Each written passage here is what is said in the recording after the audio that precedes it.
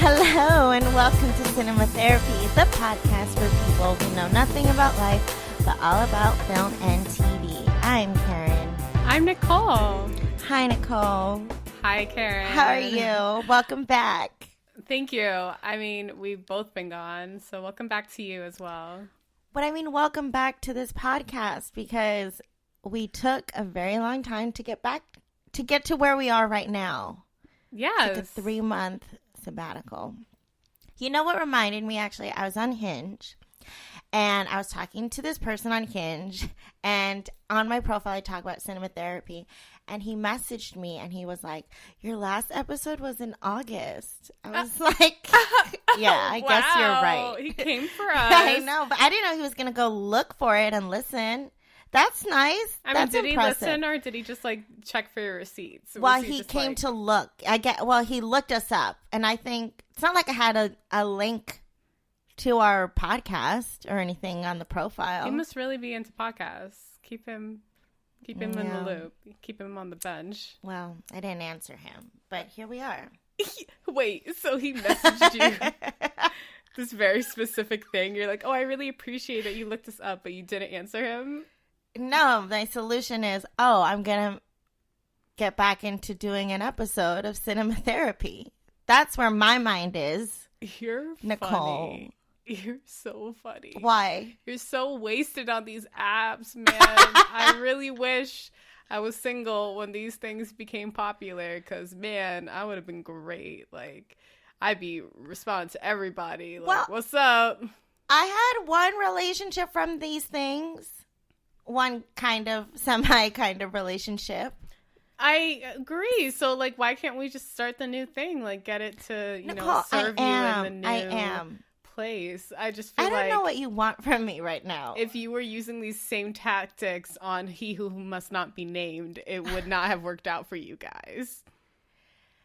I don't even know who He Who Must Not Be Named is you supposed do. to be. You do. But anyway, we're back. It's been a while. What have you been up to, Nicole? Well, I started a new job. I told y'all about it in August, and it's been going really well. I'm learning a lot. I'm corporate Nicole. It's really cool. Yeah. You're corporate Nicole. I know I met up with you, I think a few weeks ago after you got off work, and you looked so different. You looked like a different person. I still had like a little bit of edge going on. It's funny because I know exactly the outfit you're talking about. And it was still like a Lauryn Hill concert tee and then a velvet jacket or something. Or some other outfit. Yeah, I don't know. Maybe I'm intimidated. Was I don't it the know. white and black tarot t-shirt? You're funny. It was it. You were intimidating. That's all I got to say. You're a new person. I don't recognize you. It's just because I had my corporate tag on to get me into the office. She saw that and she's like, ooh, they gave you access to something. Very exciting. Well, I'm very happy you're loving your new job and enjoying yourself. Yeah, I appreciate it. There's a lot there for me to explore and learn. But I recognize that my job can't be everything for me. So I wanted to feel comfortable enough to, feel like I had things kind of settled at the job. I'm still definitely on that learning curve and trying to get as much done with that. But I didn't want the podcast portion to feel like a chore. I wanted to make it a place where I felt free to explore my creative side and to make time for something that I really enjoy doing. So it was important that I get to a place where I could do both. Make sure I'm taking care of my work career responsibilities and also nurturing my creative side. So, well, thank you for reminding me of that. Because I think for a while I was like, go, go, go, go. And like I wasn't enjoying anything I was doing. So I'm really glad that you pulled me back to like change my mindset to approach things differently. Oh, well, I'm glad I did that for you. Yeah. That's cool. I didn't know I did that for you, but thank you for enlightening me.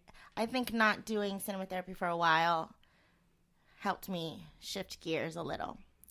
But housekeeping. Be sure to follow us on Instagram at Cinema Therapy Show, Nicole at Nicole Sophia, and Karen at Don't At Me. We are. What? You want people to. You know what? I don't know. I have this weird thing where, like, I want you to follow me, but I don't want you to follow me. You're so full of shit. You want people to follow you. Get out of here. I can't handle you.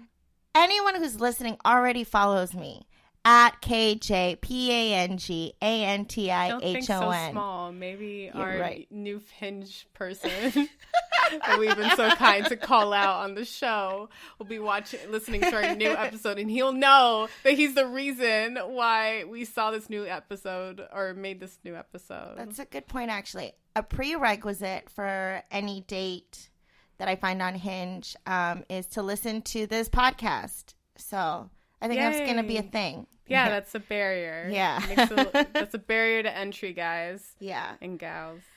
So we are streaming on Apple Podcasts, Google Podcasts, Spotify, Spreaker.com, and Stitcher. Many thanks to Jade Zabrick and Sky's Crescent Radio and Tommy Ortiz at Digital Stream Radio.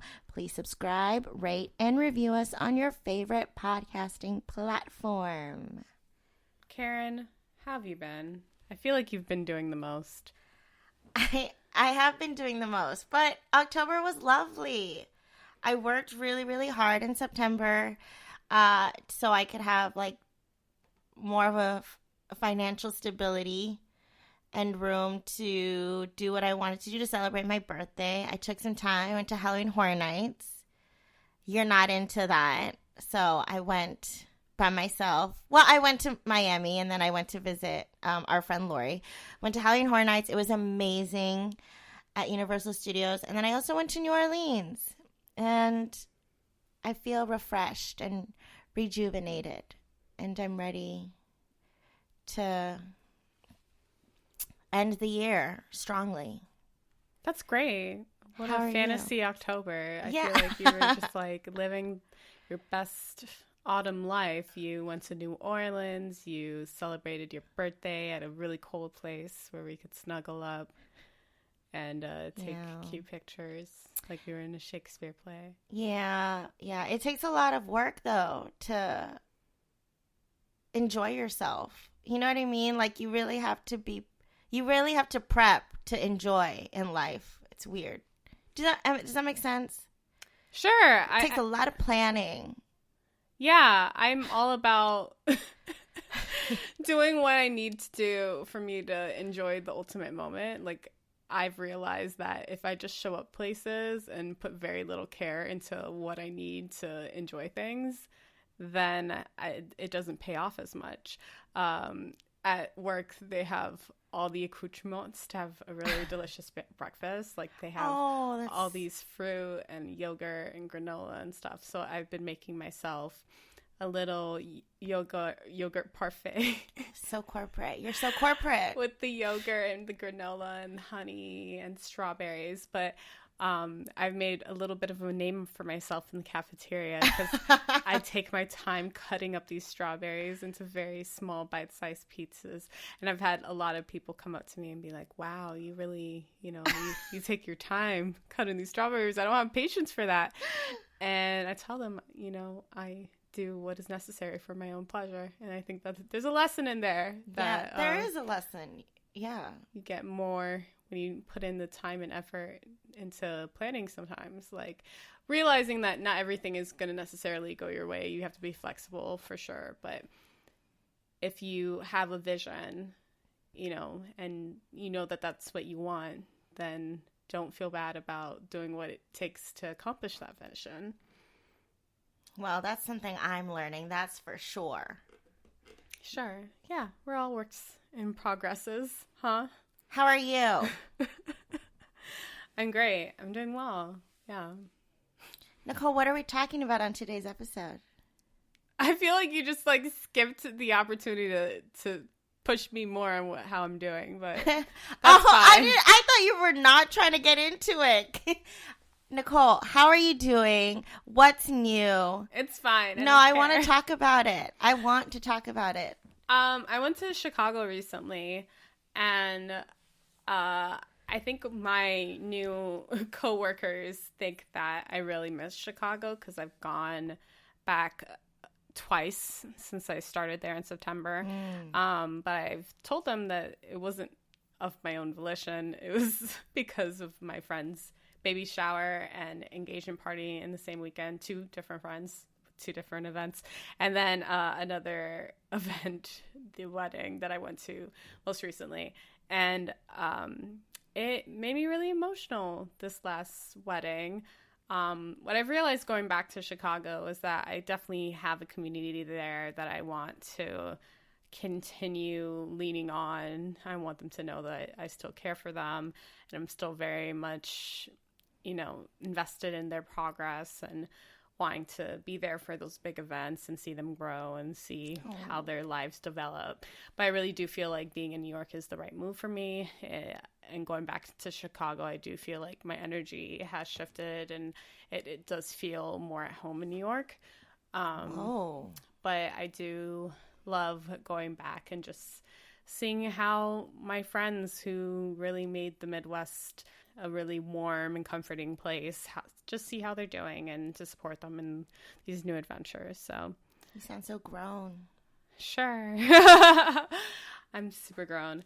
Yeah, let's talk about what we're talking about today. So I caused a lot of confusion on my Instagram, lo siento, because I posted a story to my close friends and said how Modern Love had made me drop this lovely glory tear down my cheek. And I didn't put Modern Love in quotations because I was being a little bad grammar nerd.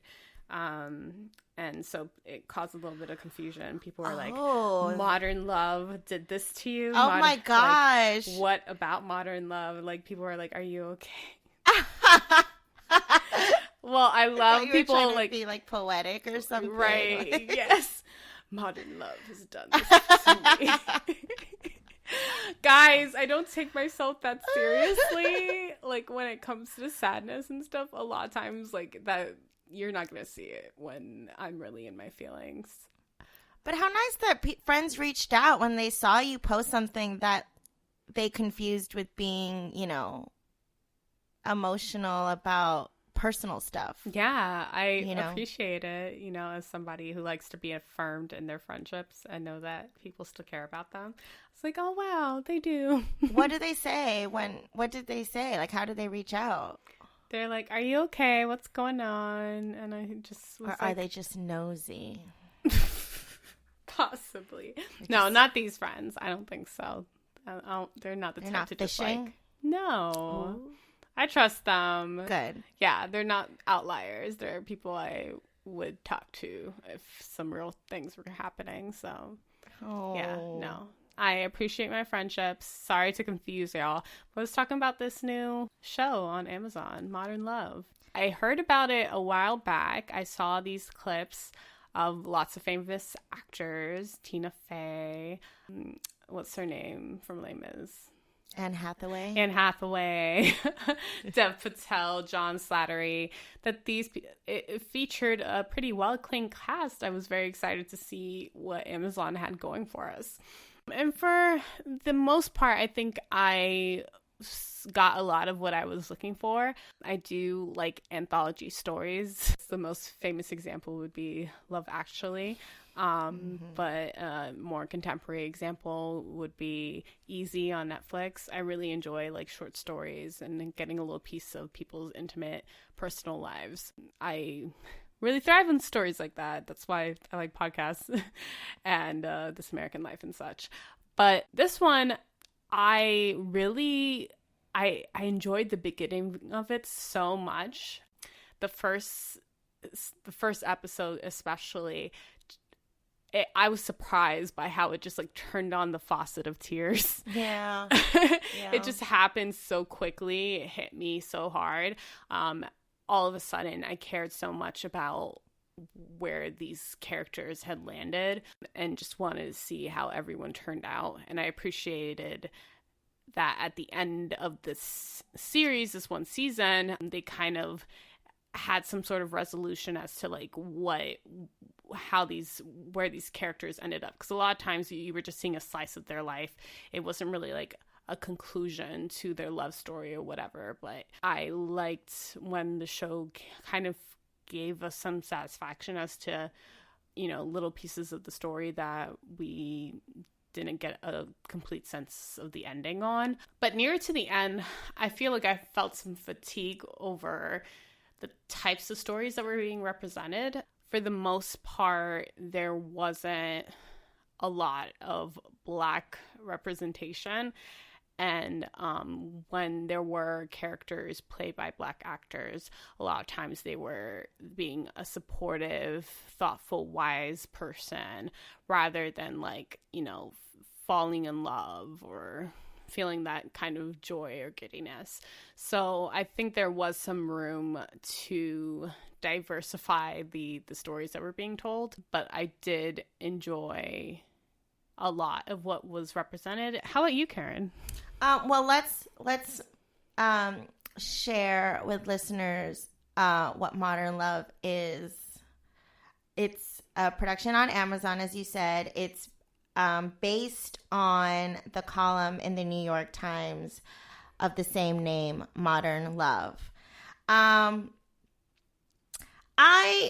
was a wreck when I started it. It was recommended by our friend Crystal, right? Mm-hmm. Who said that she was into it and thought that we would enjoy it. I had a day where I called out of work and I was really, really depressed that day. I don't know what was going on with me, but I was just in bed and I couldn't move, and I watched it all in one day, and every episode had me yelling. Like crying, yelling. I was like, what is happening? And I think it just shows that, as like you said, it reminded you a lot of Love Actually, right? And I feel like Love Actually was the beginning of all of these short stories centered around love. But I feel like there's just so much room for endless stories exploring different kinds of love. Mm-hmm. Like, I don't know, love never gets boring to me. Like, any story is centered around love. There's like so much more that we are exploring and that we can explore. Like Love Actually, Modern Love, Paris, Je t'aime. That was another great one. I felt like this season had so many interesting relationships that I feel like aren't really talked about, and the fact that they would consider it to be under the topic of love was surprising to me too. For a few episodes, like the daddy issues one, that was so weird. But I think it would be cool to discuss our top 4 favorite out of the 8. Sure, let's do it. Episode 1, When the Doorman is Your Main Man. A young single woman played by Christine Milioti faces dating and unexpected life events such as pregnancy in New York City with the support of her building's doorman, played by Lorenzo Posa. I hope I said his name correctly. I think so. Where's he from, really, the actor? To be honest, I'm not sure. We need a fact checker on deck for this podcast. We are our own fact checkers. We all have our smartphone. Lorenzo Posa, he was in The Bourne Ultimatum, Sherlock Holmes, and GoldenEye. He was great. He was so stoic, but there's something so charming about him. What's his ethnicity? Let's see. It's taking me a while, Nicole, to get on this. I'm asking because when David first saw him, what I really enjoyed, one of my favorite things in life is being able to watch a show by myself and have my own feelings, without the distraction and interruption of David's humongous feelings about things. And then watching it with him and seeing how differently it impacts me when he's in the room. And he said that he would expect Guzmin to be the Nazi at the controlling the labor camp be the oppressor rather than the person being oppressed, which I found very interesting. David is so judgmental. I can't handle him sometimes. That's what he gets from that? I mean, he's in the Born Ultimatum playing, probably a villain. Yeah. I mean, I'm not finding it, to be honest, where he's from. There's no Wikipedia, and they're not going to say that on IMDb. You didn't put ethnicity? I did, Nicole. I Googled Laurentia Posa ethnicity, and it's only giving me IMDb. Maybe he's keeping it secret. He doesn't want anybody to know. He likes this mystery of, where is the accent from? From where? Oh, it's Romanian. And I hope that's accurate, okay? But that's what came up. Okay, we'll accept it. He's Romanian. He seems Eastern European, so I'll take it. I really liked him, and I really liked that lead actress. Yes, her name is Christine Milioti. She was the mother in How I Met Your Mother. Very charming actress. She was also in that musical about the musicians that was based on an Irish movie of the same name. Oh, Come Far Away. No, you're wrong. I don't know. Falling slowly. Oh, Once. Yeah, that one. Oh, that's such a good one. Yeah, she was the lead in that. Anyway, so many tangents. This was my favorite episode. Mine too. It surprised me how emotional I got. It just hit me like a truck. It was the moment where she was in the delivery room and she sees a vision of Guzmin, and I just start bawling, even though he wasn't actually there. And David's reaction when he saw that was like, what the fuck? He's a stalker. He's like, what's he doing there? He was very disturbed. He was like, whoa, this is a story that's turning dark. Oh, jeez. So, yeah. I love the fact that you can find love in so many different forms, and it doesn't necessarily have to be romantic love. I do appreciate that is represented here. And it's very endearing because, in New York, a lot of times you feel suspicious about the relationships you have with people. You don't know if they have some ulterior motive, but here he is just purely is out for her own interests and safety and doesn't want to see her waste her time, wants to see her cared for by somebody who is worthy of her. So it's lovely to see that represented here. And how nice is that to have an advocate for yourself? You know what I mean? Someone really looking out for you. I don't feel like I have friends that are concerned with, who I date and will tell me if someone's not good enough for me. And you don't listen to them, so what does it matter? Listen, though. But there's a point to this. I feel like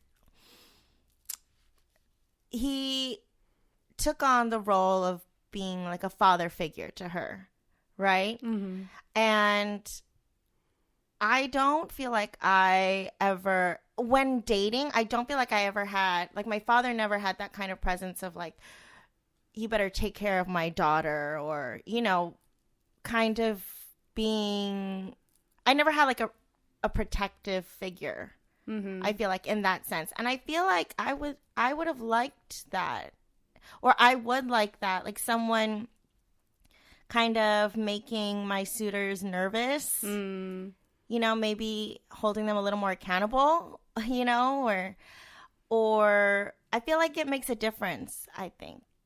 It's just unfortunate that we feel like we need to have this domineering man to make our suitors feel like they need to treat us with respect. That's true. And I also don't like the idea of a father type figure inserting themselves into your romantic relationships and making it seem as if they know better, because I don't know, a lot of times it feels toxic to be showing that much dominion over a woman's body. I don't think that's the case in what's happening here. I do feel like he most of the time is giving her the space to make her own choices. Mm-hmm. He just gives her advice and, ultimately thinks that she should do what she pleases, but wants to give her all the information necessary to make a thoughtful decision, one that's going to be in her best interest. So I do appreciate his wisdom and his kind of stoic, quiet way of delivering that advice. He isn't dramatic or, raising his voice or anything like that. He's just there being that quiet figure of support. And I like seeing that. It's sweet. Yeah. It's sweet. I wish I had a building that I inherited from my parents that came with such a lovely doorman who cared about my well-being. I've had great doormen in the past, I must say. There was this lovely man in Chicago who was my doorman in my building. We used to have hour-long talks. He had... I feel like I was being more, of a therapy. I was helping him more than he was helping me, but I did enjoy talking to him. He was a nice guy. Wow. Yeah. Hour-long conversation. Oh, yeah. We talked. We caught up. I would sit down with him and we would just chat. Oh. I'm very much an extrovert. I do like talking to people. Well, I do feel like maybe a doorman's role is someone like, it's your home and it's the first person that people see when they enter your building. So it is kind of like, it makes sense that he would adopt this father figure role, kind of like protecting your home environment. I don't know. I honestly thought that it was going to end up being a romantic relationship. That's just where my mind went. That would be terrible, I know, honestly. And you know what? You're right. I'm glad that it didn't. But that's like, where my mind went. So I think that's why it also affected me so much that it wasn't, that it didn't end up being that kind of relationship. It was very pure. It felt very pure and sweet. Purely platonic. Yeah. Not sexual at all. But very loving still. Yes. Which is so special. He considered her part of his little family, Yeah. That's lovely. This was a good episode. Okay, let's talk about episode 3. Take Me As I Am, Whoever I Am. This episode, directed by creator John Carney, follows an entertainment lawyer named Lexi, played by Anne Hathaway, trying to find love, including self-love, living with bipolar disorder. Karen, what'd you like about this episode? I thought Anne Hathaway was great. I read an article about her experience playing this role and getting into character. She met up with the woman who wrote the article for Modern Love, who this episode is based on. Unfortunately, I don't know her name at the moment. I really enjoyed the way her and the director kind of portrayed the manic episodes. Like when she was high, they made it into a whole musical, kind of La La Land, Mary Tyler Moore, very colorful part of the episode. And then when she was down, I felt really, I don't even want to say seen because I'm not, seen because I feel like I can totally relate to the ups and downs, and like how high and how low that this character was getting with her mood swings, and how there's this one part of the episode where she like wakes up the next day after being in bed for a very long time, and she's just like, she takes a look at her apartment and it's a mess, and she says, I have to clean the bipolar out. And it's so real to me. Not that I'm like saying that I'm bipolar. I'm just saying I can relate to a woman who has intense mood swings and it affecting her everyday life, but also her relationships with other people, and how she wants to be someone who wants to find love and have a successful partnership with someone. And as someone whose mental health has been questioned by all of her partners in the past, I can definitely appreciate this episode where she is dealing with a mental illness and trying to find love. That's why I liked it. Okay. What did you think of this episode? I really enjoyed it. It's funny because I watched it again by myself, and then I had David watch it. And David was very judgmental of the manic parts as especially because he doesn't like when things feel too hyper realistic. He gets frustrated when characters seem too excited, and it, without like giving it a chance to understand like what they were trying to do. I think he already kind of prejudged it, and then when we were going to the lower points, I thought he would understand why they were trying to draw this contrast of how her sometimes her life feels like a romantic comedy from the 60s, and then sometimes it feels like it's like a documentary of like a woman who is like in the lowest lows of her depression and can't put on a show for anybody. And I think he couldn't appreciate it because it didn't feel like a realistic experience, but I think it was trying to bring you into the mind of somebody whose life does feel like these like huge dramatic turns, and it can feel like different people. And he thought that somebody who might be experiencing bipolar disorder might feel that this wasn't a realistic portrayal because he's like, are you really two different people?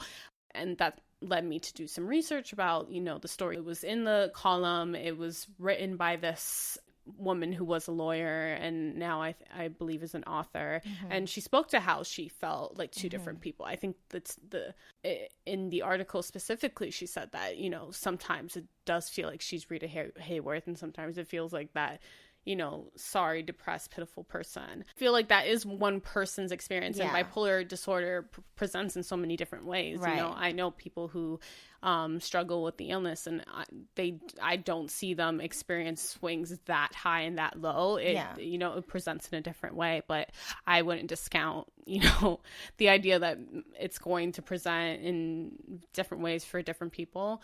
And I do appreciate that this woman's story is being told, because I can, as somebody who has their own mental health struggles, I know how difficult it is to have a partner who isn't like privy to everything that's going on inside your brain, just sees how you might react in a way that seems inappropriate to a situation, but it puts a strain on your relationship. So, I appreciate the story being told. I get how the tone of it might put off some people at first, because it does feel super hyper realistic in the beginning, but I do think it serves the story. And it was very touching. I feel like the idea that you can put all your cards on the table, and the people who are going to show up for you aren't going to discount you for the baggage that you might be bringing into a relationship.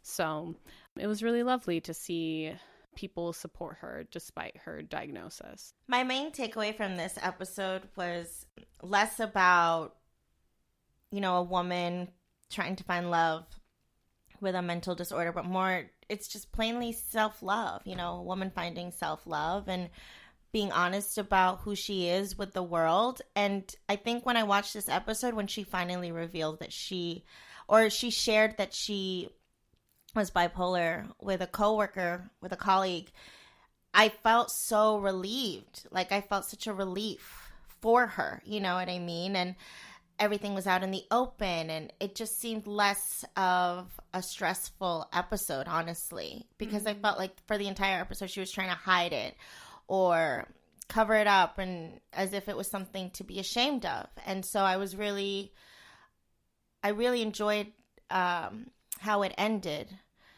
and seeing where she was at in her life after, coming forth with who she was entirely and truthfully with people.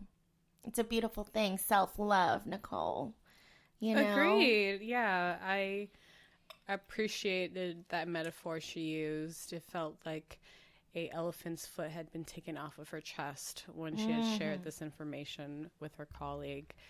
I think sometimes it does feel like that. I think other times you have to wait to ensure that people are worth telling your truth to them. Like, you know, it's not always a good idea to share something so intimate about yourself to people who haven't shown that they're worthy of that information. And I think it's a personal decision. I think it depends on your own personality and your own boundaries, but I don't think it always makes sense for you to reveal that information. But in this case, it did feel like she was really isolated, that there wasn't anybody who understood what she was going through. And it's hard to just encounter so much judgment of the day-to-day grind and feeling like she wasn't meeting those standards without people knowing exactly what she was dealing with. Yeah, I definitely felt for her, and I understand that she's going to need a lot of different things to be addressed in her life for it to work for her. You know, she just has specific needs that need to be addressed, and she can't ignore that. That's true. So let's say you had someone in your life who had this kind of, I'm going to say it's baggage. Everyone has baggage, right? How do you practice unconditional love for partners with their particular kind of baggage? You know what I mean? Like, it's very hard to continue. It can be very challenging to continue relationships with people who have certain baggage. You know what I mean? Yeah, I think people can drain you in all sorts of ways because there are just some behaviors that take more energy than others. People can really try you. They can really push your buttons, and a lot of times it has nothing to do with you individually. It has to do with so many different factors that we don't necessarily know are going on. And I think we always have to operate with that knowledge that, like, a lot of times things aren't specifically about us, that people are dealing with so much, and this life is so difficult. We just got to be thoughtful and kind towards each other and understand that a little flexibility, a little kindness can go a long way helping someone who's going through something like this. Perspective. Wow. Look at that. You're so grown, Nicole. Get out of here. You are. It's so beautiful. Oh my God. Yeah. You exhaust me. So the next episode. So I did skip the second one, which was the one with Dave Patel. Right? You skipped it? No, I mean, I watched it, but I skipped it for the sake of this this podcast. I skipped talking about it. Oh, okay. Did you want to talk about it? Because for me, I enjoyed it. It was very action-packed. It was just so, like, perfect. Like, it was such a... I got very... It's the same actor who was in Slumdog Millionaire, right? Yes. And I loved Slumdog Millionaire when I saw it. But it's just so, like, perfect. Like, it was... The rest of Modern Love, to me, was so real and raw and, like, a lot of gray when talking about relationships and love. This was just so textbook romantic movie kind of episode. You know, it was like the blockbuster, I feel, of this season to me. I don't know. It was just so, like, really, she read this article. But it really happened in real life. Okay, fine. I'm not saying it's not real. I don't know. Maybe something bothers me, though, about it being so perfect. I get, like, so the whole first date, I wasn't really connecting with that much. When they go to the zoo, David thought that was whack. He's like, who wants to go to the zoo? And I'm like, some people. I know zoos all have issues, but I like animals. Like, I like seeing them. So it's this couple that meets at a job interview, and then they connect, and they decide to spend the day together he leaves the job interview.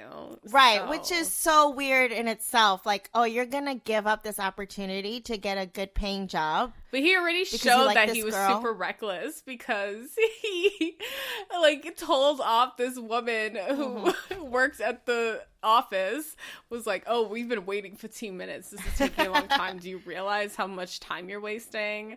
And she's like, thanks for that information. Like, obviously, Yeah. you know, put her off. Right. Yeah. He was already showing that he mean- was a character. The kind of guy who would develop an app. It's like, I can't be anyone's underling. I own my business. Like, Right. Yeah. I mean, I really liked the other story, the story within that episode with the reporter. yes, which is also a true story. That one really broke my heart. Yes. I don't know the specifics as far as, like, I know that she ended up having a divorce, but I don't know if it was spurred on by this guy. I don't know if the guy ended up staying with his wife or whatnot. But the essential elements of him meeting her, reconnecting with her later in life after they were supposed to meet in Paris earlier, and, you know, he lost the paper that had her address on it and whatnot, you know, essentially it was like a similar story. So it was very sweet. It's very sweet, but also, my issue with this is, like, why don't you just be together? Like, why didn't they just be together? I feel you. I think, like, he realized, you know, it's so complex. I'm sure he still loved his wife, but he still had this, like, you know, what if with this woman. So he kind of got to explore that for a moment. And then he realized who he wanted to be with. Like, that love spurred on this, like, realization that he wanted to make things work with his wife. Well, for her, that love made her realize that she didn't love her husband anymore. Okay. So it was, you know, it helped her. It was informative, but it didn't necessarily mean that they were meant to be together. I know it would have been nice. I don't know. It's like Casablanca, like, just go on the plane with the one you want to go shit like with. that. I hate they, like, romanticize, like, oh, we love each other. This idea of people loving each other so much, but they're not going to be together because it's what's best for who, I don't know. But, like, that story, Casablanca, why? I don't understand. I don't understand sacrificing your love and happiness with someone else for something else that doesn't make sense. Like, that's less than what you really want in life. Yeah. I don't accept that. And I know that's, like, a thing. And people find that so romantic. But I just feel like you're dumb and just be with the person you want to be with. I agree. Like, yeah. Thanks. Good. I don't like I've like never that. been in this position, honestly. Like, there hasn't been any questions of morality that have kept me from, you know, deciding who to be with. Stories like that make me feel like whenever someone says that they don't want to be with me, they're just, like, trying to be Humphrey Bogart and be a bigger person. Like, oh, they love me, but they're trying to be a good person, so that's why they're refusing to be with me. Yeah, I Which is feel like problematic. that's how people are always trying to break up with me. Like, oh my gosh, like, the timing, it's just so bad. It's so poor. Like, oh, like, the planes and the trains. Like, Planes.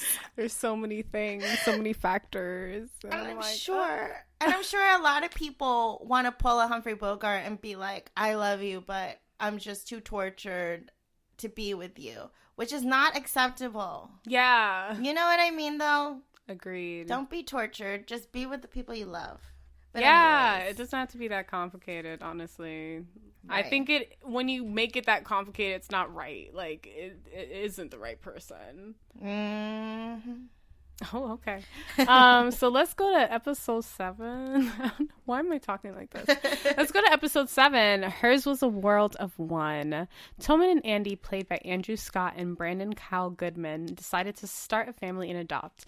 The adoption agency connects them with Carla, played by Olivia Cook, a free-spirited traveling woman who moves in with the couple alongside her dog and different views on life. Karen.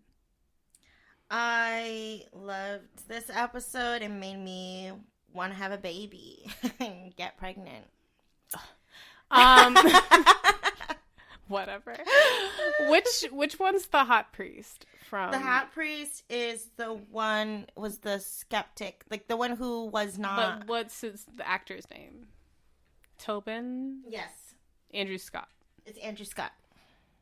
Andrew Scott is the hot priest from Fleabag. Yeah, I love Fleabag. I have not seen it yet, so it's also on my list. Yeah. I know. There's a lot. I just got Disney Plus. So I've been. Did you watch The Mandalorian? No, not yet. I'm actually rewatching all the Star Wars movies, which I think we should have an episode. I saw you too. We should have an episode on Disney Plus. But all of Disney Plus, all the content. Wow, that's ambitious. It's another conversation. Anyways, we're talking about modern love. Yeah, Tobin and Andy. I really liked Tobin and Andy. I thought they were really cute. I thought it was interesting that Carla prioritized giving her baby to a family that was in love. It makes me feel curious about the kind of home she grew up in, because she seems to be a person who prioritizes authenticity, living a life that's very true to one's values. That's why she is living on the street. She felt like participating in a capitalist society that she doesn't believe in would be antithetical to her views. So she was trying to live a life that she believed in, and she happened to get pregnant, and she wanted the people to raise her child to be ones who are truly in love. So perhaps she didn't grow up in a home where she felt like people were living their truth. And I can appreciate wanting to have a child grow up in a home where you see love exhibited. Like, I was always very admiring of my friends' parents who seemed very loving. Like Karen's parents, I felt like were so cute. Like, her dad would always be flirting with her mom and saying how beautiful she was and how they met. And it was very sweet. Like, I just don't really remember my dad ever talking about my mom that way, you know? So, wow, yeah. My dad's too fucking cool. I can't. Anyway. So yeah, I liked it. I don't know if I would have been so sure that they were in love based on their behavior though. What do you think? I got that they were a very strong union. They were very practical. They were very communicative, which I think is which is what I feel like I would look for if I was in her position. Like, this couple, okay, they seem like they are financially stable. I feel like I'd be very practical about it, obviously. Like, this couple is financially stable. They communicate. They do their research. You know, they really want to be prepared. I'm just so surprised that they let her live with them for her last trimester. So 6 weeks, right? Or however long that was. I feel like that's a hard... I would not welcome a stranger. That would put me between a rock and a hard place, because I don't want to feel heartless towards my child's mother, right? Like, you want to put them in the same digs that you're living in, right? Like, you don't want them to feel like, oh, I want you to be in lower standards than I'm in, right? Like, it just wouldn't be a good look, I feel. Right. But I also would not be trusting of her, and it exactly. She also breaks their trust pretty quickly, is really pushing their boundaries, trying to act like her values are universal. Right. I feel like that was a very rare situation. Like this, you know what I mean? They're pretty open-minded for that. And one person was more open-minded. Andy was more loving and warm and open to, whatever she had to provide, like give them, had to throw at them. But Tobin, he was getting pushed to the brink, and I didn't blame him. One. Yeah, this is New York City. Like, you don't know if someone. My mind was like, is she even pregnant? Like, like, is she just trying to freeload, and. Yeah, no, I believe she was pregnant the whole time, but I was like, girl, you pushing it. Like, I was like, no, this is too much. Like, I couldn't deal with it. Yeah. Yeah. But ultimately, like, I felt like she was an interesting person and she was beautiful. I feel like that child, is very interesting. Is going to be an interesting person.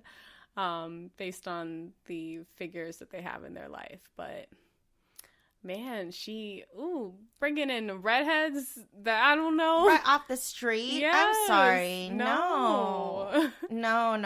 And I get it. I get, like, the points that she was making, we do live in a capitalist society. And I know that I have limits to what I am willing to accept, or I don't know, take it away, Nicole, because take it away right now. I can't with you. You're funny. I respect her values. I respect that there is a grind that we participate in that sometimes doesn't feel authentic, and you just feel like there's so many goods being wasted, that there's this constant, like, prioritization of growth, and which in turn produces waste. And it just feels like, we're destroying a lot of things based on this, like, constant need to show up one another. So I get a lot of what she's saying, but I also like to be comfortable. I do love, exactly. I love being inside. And he also made a good point. Like, she has these values, but is she really doing anyone a service by living the way she is? Like, how is she helping the environment? How is she saving the world? Yeah, no, I do. I feel like there are people who prioritize, like, not being wasteful and giving, their limited means to helping others. Like, I feel like those people are very admirable in what they do. But I think she's kind of just living this, like, I wouldn't say anarchist, just like she just doesn't want to participate. And she wants to be free to do as she will and not have any structures to answer to, which is fine. Like, that's fine. It just, like, isn't necessarily cohesive to having a child. And I appreciate her having the thoughtfulness and love to ensure that her child is raised in a loving home that is going to have structure and allow her to grow safely. Right. Because that lifestyle is fine for her. I don't know if it would be fine for her daughter. Yeah, like giving her child an opportunity to figure out how she would want to live her life, by giving her up to a more financially stable couple. Yeah. So yeah, that was fun. That was good. I liked Modern Love. I would like season 2 to have lots of other ethnicities. Yeah. What other kind of Black relationships? women falling in love. Oh. I would like to see someone who's disabled, physically disabled. I would like to see that. I'd like to see people who are trans navigating relationships. I don't know, like, these are real stories, so I know they have to come from real people, but that's real folks. Yeah. I don't listen to Modern Love, or I haven't read the column. I haven't. I, like, get the New York Daily, like, summary of what the news is, and it'll speak to what's in the column that day. But yeah, I've seen so many different things to talk about, like internet dating, and I don't know. So yeah, so many things come up. So I feel like there's a lot to discuss. There's a lot of content, potential content that they can cover, and I'm excited for it. David did make a good point. I have to say, the music is not as good as it could be. I think like it's not as effective in evoking the moment. It completely escapes me. I don't remember any music from the series. That says something, right? Like, the music should like help in like creating the mood and like sinking into your head, like what these characters are going to. Like, it's such a useful tool. I love how it's used in Euphoria. Like, they're so good at completing the feeling of a moment with like these beautiful visual cues and gorgeous sound. But I think in Modern Love, the music is kind of lacking. Like, it's really good acting. I like the writing. I like the content. I think the music could be better. And I think they could play with the cinematography more. I don't know. I'm watching The Crown now. The cinematography is so good. That is like, cannot compare. Amazon, put more money into your shit like Netflix. Don't be mad at me. I didn't say it.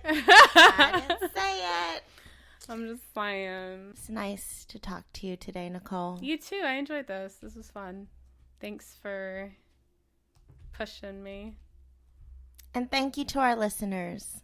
Thanks tuning for in. During our hiatus, I had many people ask when it was coming back, and I was kind of cagey with the information, but here we are. We're back. We're giving you more content. You know, one of my favorite podcasts is from the New York Times. It's called, what is it called again? Still Processing.